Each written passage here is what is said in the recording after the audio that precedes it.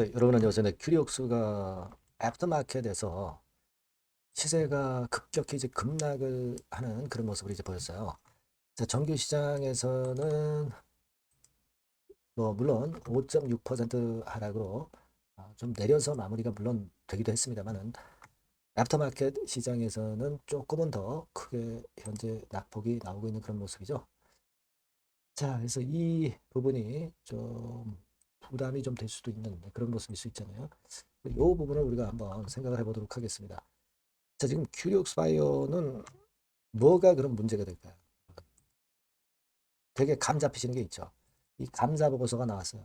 감사 보고서가 나왔는데, 자, 여기서 뭐가 지금 현재 문제가 되느냐. 네, 이 부분을 잘 생각해 봐야 될 것 같아요. 제가 수치를 보면서 설명을 드리도록 하겠습니다. 자, 그리고 영상의 끄트머리에는 제가 액티브 종목도 하나 말씀을 드리니까요. 큐리옥스 이외에 이 종목도 꼭 공략하셔서 대박 내시기 바랍니다. 자, 그럼 큐리옥스 말씀을 드릴게요. 여러분들 여튼 좀 흔들려서 기분이 좀 언짢으실 텐데, 자, 이 건과 관련돼서는 제가 지속해서 여러분께 정보를 드리고 영상을 드릴게요. 구독, 좋아요, 알림 설정으로 많이 성원해 주시고요. 그리고 이제 제가 이 영상을 드리는데 이 영상을 드리는 시점은 좀 늦어요. 그죠? 그러니까 이 시차가 있단 말이에요. 예, 여러분들이 꼭 텔레그램 방으로 들어오시면 그 시차가 없어요. 상당히 중요하죠. 큐리옥스 바이오 입장이라고 꼭 문자 주시면 제가 텔방에서 실시간 정보와 자료와 사인을 드리도록 하겠습니다. 자, 여러분 감사 보고서가 나왔는데 한번 여러분 쭉 보셨죠? 보셨을 겁니다. 근데 이 감사 보고서는요. 여기 쭉 보시면 딴 건 없어요. 기술 성장성 기업이기 때문에 매출이 문제가 안 되고요. 그리고 매출권에는 지금 현재 크게 지금 현재 마이너스 요인이 없어요. 뭐 자본금 대비 자본 총계 이런 부분들도 이상은 없다. 자, 근데 여기서 우리가 주목할 부분은 법인세 차감 전 계속 사업 손실률, 네, 요걸 좀 봐야 돼요. 여기 보시면 당해 사업연도 해가지고 법인세 차감 전 계속사업 손실률 50% 초과가라고 나와 있죠. 자, 그러면 이게 작년 실적이니까 작년 그리고 올해 그리고 내년 중에서 한 번만 그러니까 올해하고 내년 중에서 한 번만 더 발생하면은 이게 관리 종목 지정 사유가 된다 이거예요. 관리 종목 지정 사유가 된다. 관리 종목 되면은 그렇게 크게 불이익이 있겠어? 하지만 이 기술 성장성 바이오 기업은 이 관리 종목 되면 데미지가 큽니다.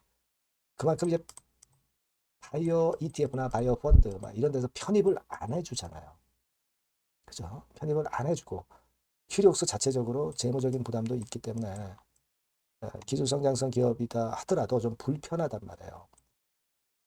자, 그겁니다, 여러분. 지금 이 부분 때문에 애프터마켓에서 좀 더 시세를 밑으로 밀리는 패턴으로 전개가 되고 있다. 이렇게 봐야 될 것 같아요. 그죠? 네. 그래서 지금은 이 부분을 우리가 좀 주목해야 될 것 같고요. 어, 그래서 이거를 좀 개선을 해야 되겠다. 그죠? 개선을 해야 되겠다. 이렇게 생각이 되고요. 자, 그러면 이 자본 총계를 높이면 돼요. 웹에서 자금 조달을 해야죠. 아니면 주주배정 유상증자, 아니면 CBBW 발행, 이래서 자총을 늘려놓으면 법인세 차감 전 순손실률이 50% 미만으로 떨어집니다. 그게 결국 이제 활로가 되는 거거든요. 근데 여러분, 이 건에 대한 사실이 예전에 이미 그 실적 발표가 잠깐 나왔었던 적이 있었잖아요. 2월 5일이죠. 2월 5일 날. 2월 5일 날 나왔던 것으로 알고 있는데요. 그죠? 네, 그때 이미 발표가 됐어요. 여기서 발표가 됐죠.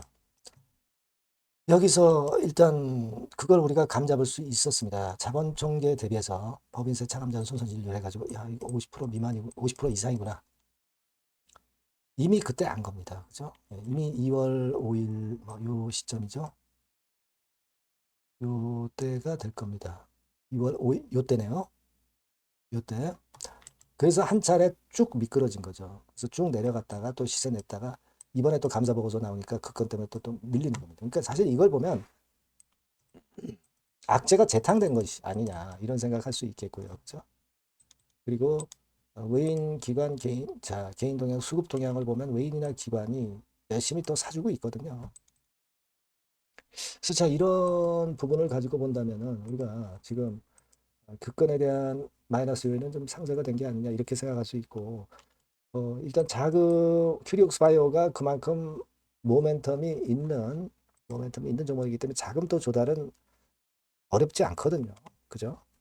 그래서 그 부분에 대한 기대를 우리가 충분히 할 수도 있는 거란 말이에요.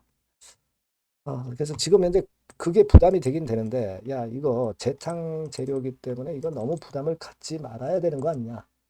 이런 생각도 한편으로는 가져봅니다. 그래서 일단 요거는 일단 수급 동향을 좀 또 보고 그 다음에 판단하는 게 좋겠고요. 물론 FTSE 편입 기대감 이게 좀 있죠. 이런 것들이 좀 상쇄를 좀 해줬으면 좋겠다는 생각도 좀 듭니다. 그래서 여하튼 이게 주가 자체에서 애프터에서 좀 밀렸다는 것은 좀 기분이 나쁜데 수급하고 메이저들 동향을 보면서 우리가 다음 그 예상을 해 나가는 게 좀 필요하지 않겠나 하는 생각을 해봅니다. 여러분께서는 아까도 말씀드렸지만 이게 영상은 좀 느리기 때문에 여러분들이 꼭 문자로 큐리옥스 이렇게 좀 주세요. 문자를 주세요.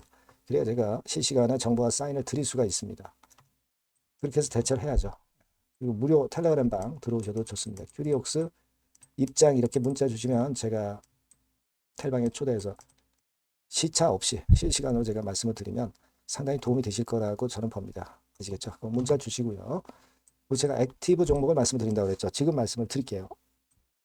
네, 여러분 이제는 말이죠. 액티브 ETF가 새로 출범하는 거를 여러분들이 잘 알고 이 액티브 종목을 집중 공략을 하셔야 됩니다. 그래서 제가 액티브 종목을 말씀을 드릴 거예요. 그러니까 여러분 요즘 그 지수 ETF를 투자하는 것은요, 네, 이미 한물 가버린 겁니다. 네, 이제는 지수가 한 차례 큰 폭으로 급등했다가 흔드는 그런 패턴이기 때문에 이제는 다시 그 코스닥 쪽에서 출범하는 액티브 ETF를 봐야 돼요. 근데 여러분들이 뭐 ETF를 하라는 말씀이 아니라 그 액티브 ETF에 편입이 될 종목을 해야 된다는 거예요. 예. 그냥 뭐 개인들 사는 종목들이 되는 건 절대 아니고요. 실제로 이 액티브에 편입이 되는 종목들, 네, 이런 종목들만이 차별적으로 또 큰 시세를 낼 거예요. 물론 여러분 코스닥 쪽 액티브 쪽 ETF가 새로 출범하는 겁니다, 여러분. 그걸 여러분들이 주목을 하실 필요가 있다. 그래서 여기에 대한 말씀을 제가 드리려고 해요. 그래서 삼성하고 타임폴리오 쪽에서 먼저 이제 시작을 하는데 시작을 할 따름이고 이걸로 그냥 끝이 아니라 계속 연이어질 수 있다는 부분들을 여러분들이 생각하셔야 됩니다. 그러니까 결국 이제 이 기관에서 만지는 종목들만 될 수밖에 없는 그런 패턴이 될 가능성이 높다는 거죠. 아마 기사들을 통해서 어느 정도 여러분들이 감 잡고 계실 겁니다. 그거거든요. 그래서 우리가 이 액티브 종목을 해야 된다. 이걸 우리가 공략을 해야 된다. 이 말씀을 좀 드리고 싶은 거예요. 네. 다시 말씀드리지만 지수 ETF 쪽 관련주들은 사실 한물 갔습니다. 이제는 진짜 그 종목들 중에서 액티브 자산운용 쪽들이 간택하는 종목들만 간다 이거예요. 그래서 여러분도 잘 아시겠지만 이제 삼성 액티브하고 타임폴리오부터 이제 시작이 되는데 이게 그냥 한 달 뭐 이렇게 해서 끝나는 게 아니라 계속 뭐 몇 달간 계속 이어질 거다라는 얘기죠. 이 부분을 주목하셔야 돼요.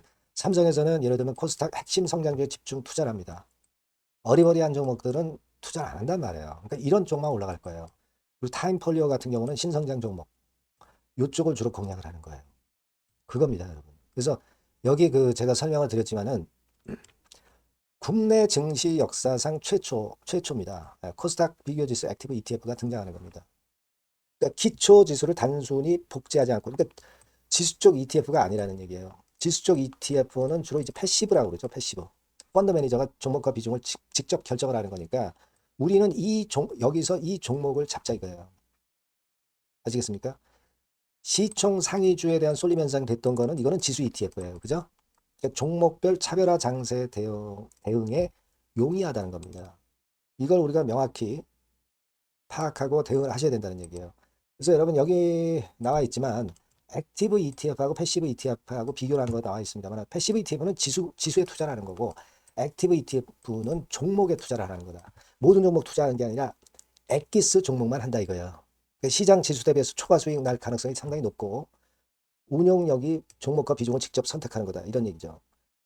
예. 그리고 투자 전략은 수동적이 아니죠. 지수 추종하지 않기 때문에 능동적이고 시장 상황에 맞춰서 발빠른 대응이 가능하다. 그죠? 네, 이게 특징이에요. 그러니까 지금은 우리가 이 액티브 ETF에서 공략할 종목을 여러분들이 이제 선택해서 저하고 같이 하자는 얘기입니다. 그죠? 그거예요, 논점은. 거기에 바로 포인트가 있다. 이렇게 말씀을 좀 드리고 싶은 거고요.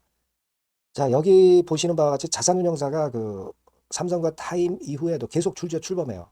하나자산운용, 미래에셋, KB, 신한, 한국투자신탁운용 이런 식으로 출범합니다. 그러니까 선도 주자인 삼성이나 타임 같은 경우가 분명히 이제 상당히 고무적인 좋은 결과를 만들어낼 거란 말이에요. 그렇게 되면서 이쪽으로 또 자금이 몰리는 겁니다, 여러분. 지수 ETF 쪽이 아니에요. 액티브 ETF 쪽으로 몰린다 이거예요. 자, 그렇기 때문에 이건과 관련된 액티브 관련주를 제가 말씀을 드릴 거예요. 그게 뭐 한 종목으로 끝나는 게 아니라 지속적으로 말씀을 드릴 겁니다, 여러분.